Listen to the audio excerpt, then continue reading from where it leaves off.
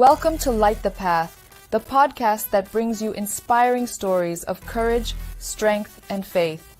Listen in as we explore how God's love and grace can inspire and motivate us to overcome life's challenges and light the path forward.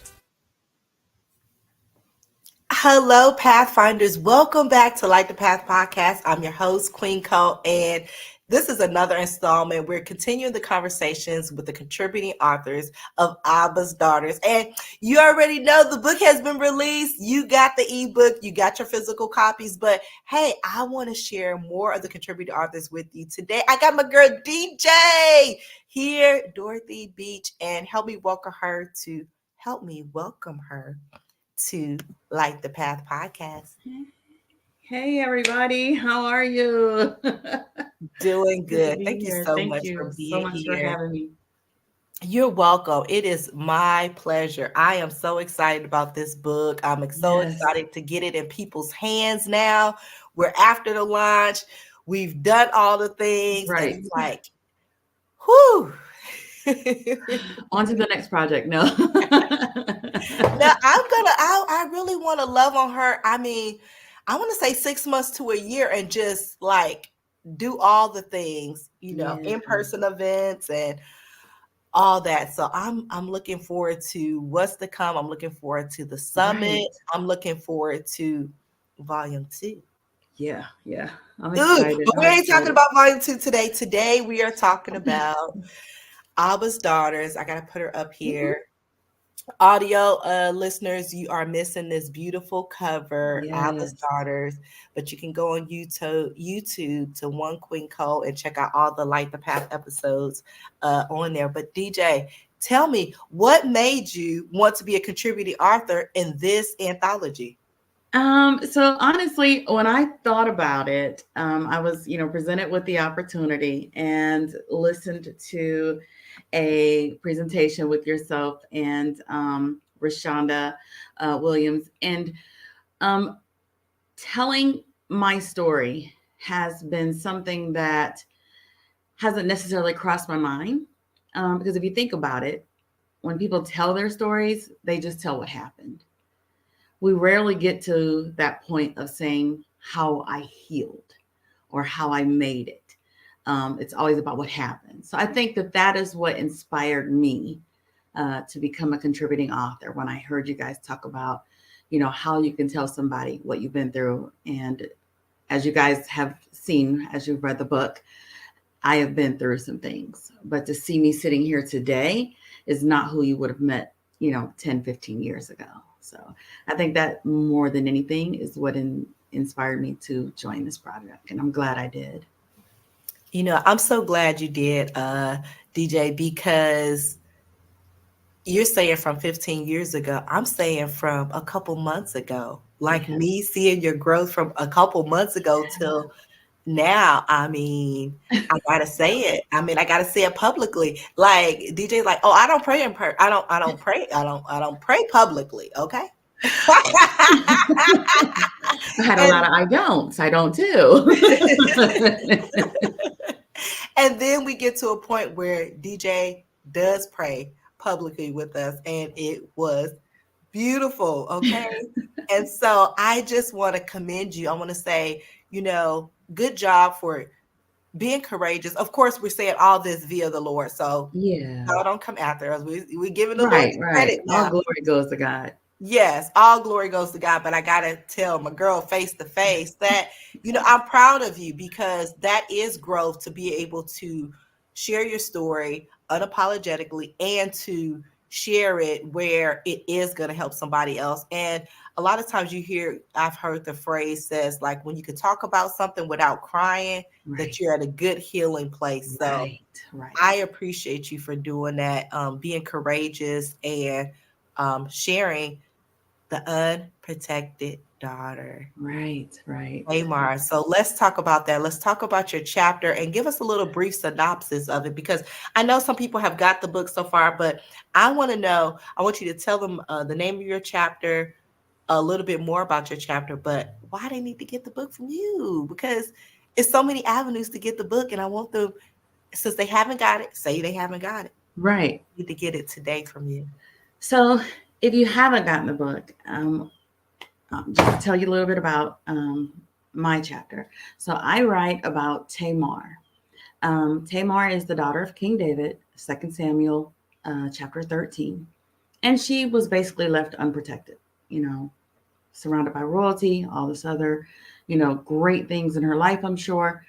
And seemingly that person who you would think would have the best of the world was left unprotected. That is my story. And, I don't mind saying it. I'm 50 years old. Never in my life would I think that story, as many times as I've been to church and read the Bible, would I think that story would line up with my life.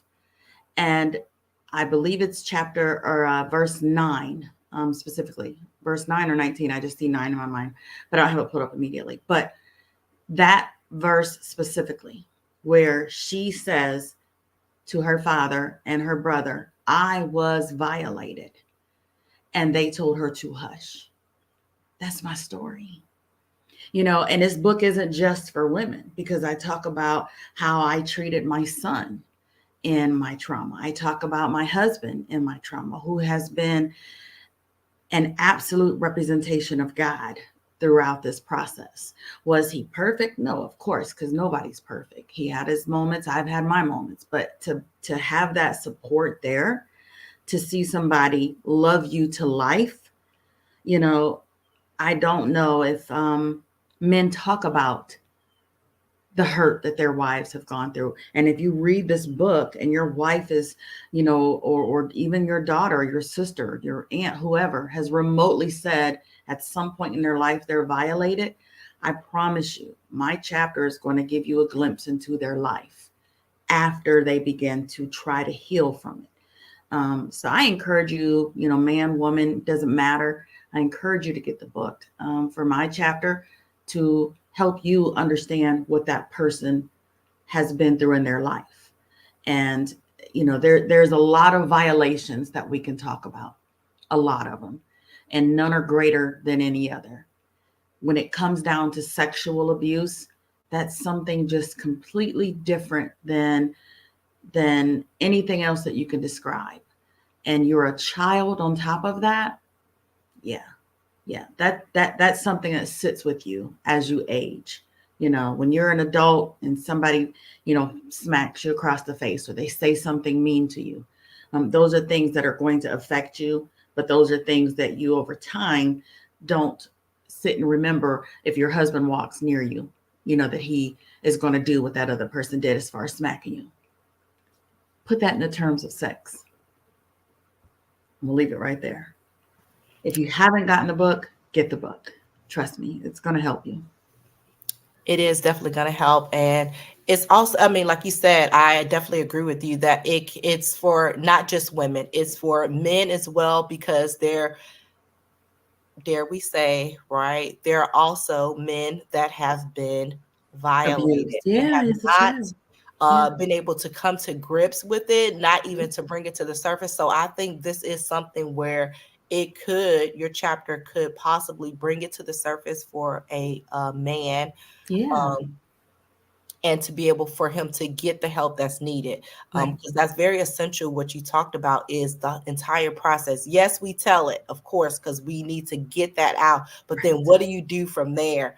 And you beautifully talk about your journey. And we got to say, healing is not linear. Like, we know that there are point by point by point, but this particular juncture in your journey that you shared is just beautiful and is very helpful to those who are reading, and to maybe those who we know in our group that people have also said that they have been unprotected. And so now they are on the cusp of dealing with it. So it's been beautiful. I'm so thankful for it. And I know we always say, if we help one person, but it's not going to be one person. We've already have evidence, right? We already have evidence of several people coming forth with their story. So this book is not just going to help one person. It's going to help so many, and it's going to actually help generations, because we're going to be able to break the cycle of abuse and to also ignite people's voice to be heard in their situations. So tell us about the writing process. How was that, writing about such a time in your life? Like you said, you were 50. We can't believe that. Those who are watching on YouTube, I know you can't believe DJ. Yes, I'm 50. Come on. Yes. Come on. You look beautiful. Married 30 years, but I would not have guessed your age. So how was the writing process going back to this traumatic experience, or your childhood period? You know, when I first started writing, I have other things that I've written over time that I've never published or anything. So it's natural when you're just writing, you know, it's natural. But when you're writing to tell this part of your life that you've only told in secret to a select few, it was weird for me at first, because I didn't know if I should, you know, tell who the people were. I didn't know if, you know, they would feel some type of way about it. And with anybody that writes a book, you know, sometimes you're limited on the amount of words that you can use and things of that nature. So then you've got to try to articulate it where it can be understood and not be so wordy. And you can tell, you know, now that I'm a very wordy person. I will say something and then I'll say it again another way. So when I was asked to submit it, I think the very first submission, I was probably somewhere between 4,000 and 5,000 words and had to bring that down. So I brought it down, and I think I got it to like maybe 225, 3,000, something in there. And they were like, you need to come down a little bit more. And I'm just like, well, I might as well just cut it off here. But as far as like digging into that part of me, it was a little emotional. It was a little emotional because it felt like, how can I put it? It felt like I'm closing a door, so to speak. You know, like I said in the beginning, when you go through a traumatic experience, you spend the majority of your life telling that traumatic experience. And very little of your life is focused on how you made it through and what you're doing to live that unapologetic life now. And I felt like I was closing the door to telling the trauma and opening a new door to saying, hey, I went through this trauma, but guess what? I survived. And you can too. And then I, you know, just began to share. And that, I think that's the part of me that really flowed naturally. Just how I shared, you know, how I survived it and what I started to do the process. Because for some people, they really want to heal, but they want to tell that story too, you know, and they don't know how to start that process. So I talk about that in the book, and, you know, and I tell people, this is where I started at. It was very small. You know, I checked myself in the counseling on the third go round because I said, I'm slipping back into some stuff I don't want to visit anymore. I think I need a refresher. And I called my counselor and I told her, I said, I want to go to intensive outpatient. I think I need another round, one more round. And this time I completely was present in the moment. Because when you go through intensive outpatient therapy in the moment, most of the time you're just robotically attending, because that's what you're required to do. There were many days that I just sat in the room with other people, listening to them share, not sharing my story, not sharing, you know, what I was dealing with or what was bothering me. I was just there. And when I felt a moment that, you know, breathing just felt right, you know, you would leave intensive outpatient. But this last go round that I went through probably about 3 or 4 years ago, I said, I'm going with the intention to heal. You know, and I talked about everything. And I just, you know, began to do what they call the work. I began to do the work, you know, from setting simple SMART goals. If you're battling depression, here's a freebie book. If you're battling depression, the one thing that I learned is to set a SMART goal. What is a SMART goal? something that you can do. It's obtainable, it's realistic, it's achievable. My SMART goals was to simply take a bath. That was my very first SMART goal. In 24 hours, I had to come back to that class and answer, did I take a bath yesterday? I did. And I washed my hair, and I did this, and I did that. And it began to grow. And every day I would write, so tomorrow I want to do 1 load of laundry. I want to, I had agoraphobia at the time, so I couldn't really go in grocery stores, but I want to go and sit in the parking lot and maybe walk to the front entrance and see how I feel. I began to set those goals, and I began to work through the pain and the anguish and the fear that was consuming my life. And I encourage you, it works. It works. Yeah. Now, what phobia did you just say? What is that? Agoraphobia is a fear of crowded places, a fear of going into large buildings, a fear of, just feeling unprotected. You can't control the environment. You can't control what's going on. These are strangers on the street, but I could look at these strangers and feel a sense of them looking at me in a disapproving way. I felt like they knew my secrets. I felt like they knew that I was this bad girl as a child, and I somehow or another projected this thing that was inside of me onto total strangers, to where I would sit in parking lots and, in the grocery store, and I would cry for half an hour to an hour. And I would be saying to myself, Dorothy, just get out the car and go in the store. Why are you doing this? Going into work, I worked in a building that was, one big giant floor with 800 seats on the floor, and you had to walk in and walk to your seat, and you could be seat, 659 for all but you had to walk through seat 1 through 658 to get to 659. And that terrified me regularly. And I don't think people knew that I walked close to the walls because I was just so fearful that someone was going to not even attack me. Just, I can't even put it into words. It's just a fear that you just feel like someone's just going to do something.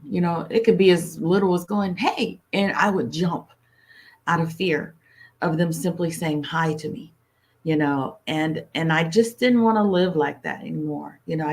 My husband is an over the road truck driver. He'll be gone for 2 to 3 weeks at a time. And I would sit in this house with nothing because I could not make it into the store.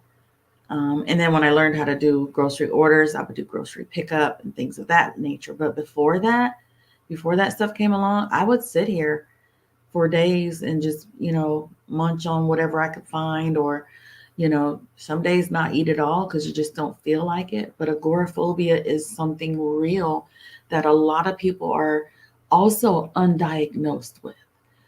People say, I don't want nobody to put a label on me. It's not a label. It's something that helps you understand where I need to work on my life. If you look at it like it's a label, if you look at it like, people have bipolar, those types of things. If you look at that like it's a label, you're doing yourself a disservice. You have to look at that as, what do I need to pray and ask God to help me deal with? What do I need to find coping mechanisms to understand how to deal with this? It's more than that. And I didn't know, I didn't even know that I had PTSD. I thought that was a military disorder. And I, even though the story talks about Tamar, it also talks about grief. I had a cousin who was murdered days after she called me asking me for help. And I was too busy at the moment. Told her I would call her in a few days. She never answered. That tormented me for years. For years, that tormented me. So now, and I'm doing better. But there was a point where I didn't care who was calling my phone. I was answering it. It could be 2:00 in the morning. I'm answering my phone because I didn't want to miss the opportunity that somebody was calling me for help, and I, didn't answer, and they too die some kind of way.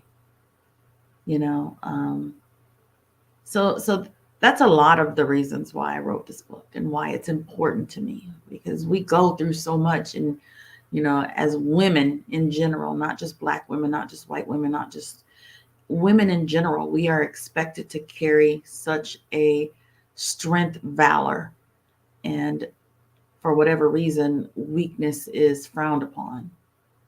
You know, you have to get to a point where you be like, today I'm going to cry and I'm okay with that. I'm crying today. I'm upset, I'm frustrated, things are overwhelming me, and I'm just going to cry.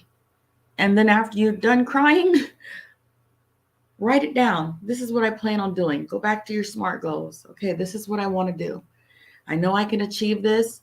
I know this is a good time frame for me to do it in, and I believe I can get it done. Now, if you got 10 years of laundry piled up, don't say that you can get them done in an hour. That's not achievable. That's not a SMART goal. Let's not do that. Set yourself up for success. But I just want to help people. I just want to help them as much as I can. And your chapter is definitely doing that even before the book was released, right? I mean, we know that, we have evidence of that, and we have proof of that. So I know that as this book continues to circulate and throughout the years, the generations, it will be very much beneficial. What did you learn about yourself during this process? Oh my goodness, that's a good question. One of the things that I learned about myself throughout this process is that I have had more triumphs than I have failures. When you're in that place, you think everything is a failure because that's what you focus on. But when I look back, I'm just like, wow, I really did that. Wow, I really accomplished that. You don't reflect on those things. You have a good, thing that happens, but it's overshadowed by the sadness or the depression or, another life event that you can't control. Life events are going to come. Sadness is going to come, but we can't stay there. We can't stay there. As comfortable as it is, you can't stay there. Yeah, that's beautiful, DJ. You've overcome 100%. Yeah. Of all the trials and tribulations that you've been through. That is so beautiful. Where can people get the book from, directly from you? So directly from me, if my name Doroeathea Beach is the same on Facebook. I also have a blog page that I work. It is called DjBeach, hashtag Don't Throw Stones SC. Don't Throw Stones SC is something that I developed from my trauma. I paint rocks and I hide them all over the place. And people find them and hashtag them. I also make bracelets, but my Linktree is available. Linktree, it's linktr.ee/DjBeach. Will also take you to my storefront to purchase the book and exclusive Abba's Daughters bracelets. I'm just here. I'm just me.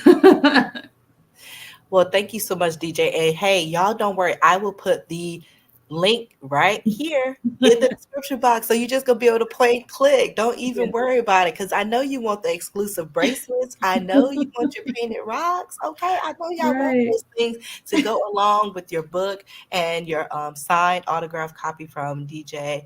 DJ, thank you so much for being on Light the Path. I appreciate your time. Thank you. Have a good one. You too.